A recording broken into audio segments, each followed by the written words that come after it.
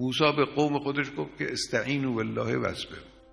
وقتی که میرفتن به سمت دریا و فرار میکردن، در واقع فلما تراءت الجمعان قال اصحاب موسی انا لمدرکون.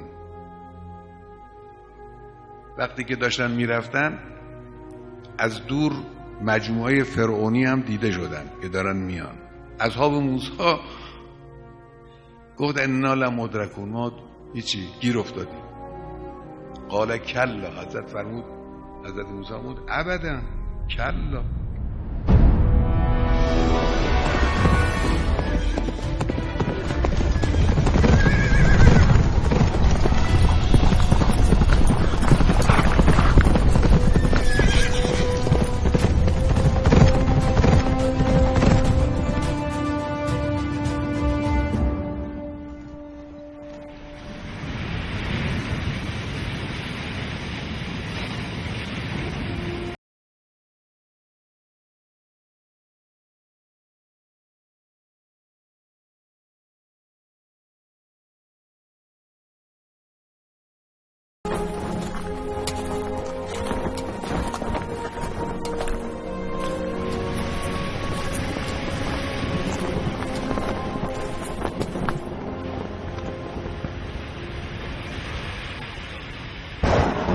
بسم الله الرحمن الرحيم.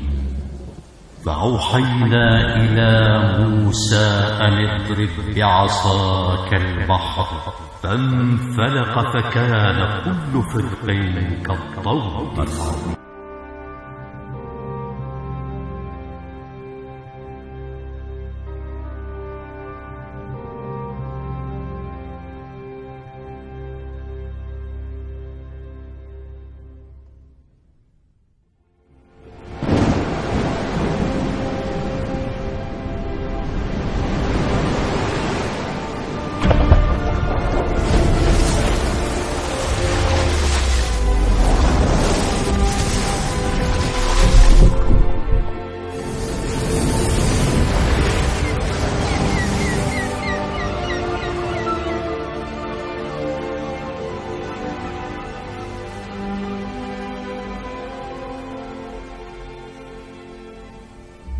قال کلا ان معی ربی، خدا با منه.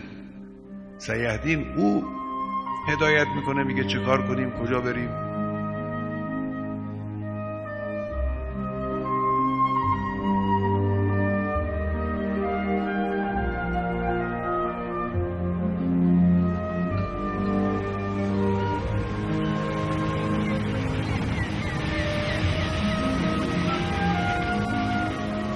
من به شما عرض میکنم ان معی ربی، بدانید خدا با ماست.